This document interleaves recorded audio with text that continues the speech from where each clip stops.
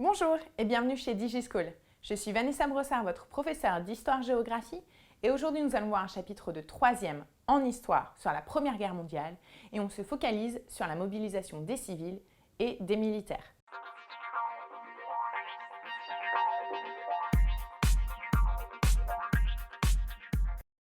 Sur le front, c'est-à-dire là où les soldats combattent, les conditions de vie sont très difficiles, notamment dans les tranchées. Les soldats vivent dans la boue, avec également les poux, les rats.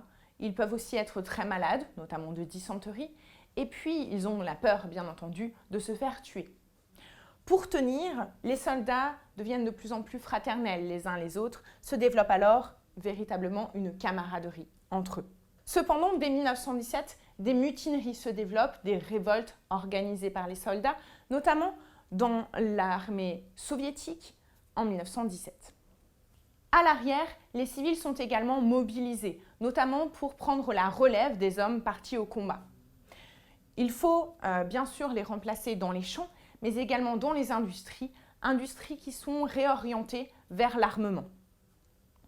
En effet, on met en place une économie de guerre. Tout est relié à la victoire du pays face aux ennemis. Pour soutenir le moral, à l'arrière, les populations sont soumises à la propagande, notamment en lien avec les nombreux articles de presse qui vont détourner un petit peu la réalité du front.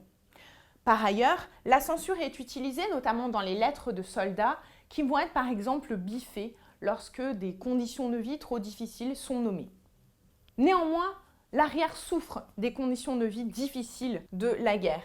Il est difficile par exemple de se nourrir, mais également les populations souffrent de nombreux bombardements et puis sont victimes de génocide.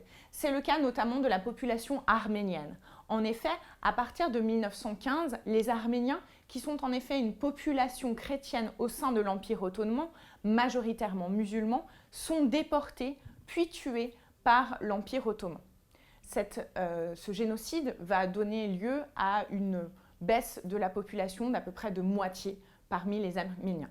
Merci d'avoir regardé cette vidéo. Je vous invite à vous abonner à notre chaîne et n'hésitez pas à laisser un commentaire si vous avez des questions.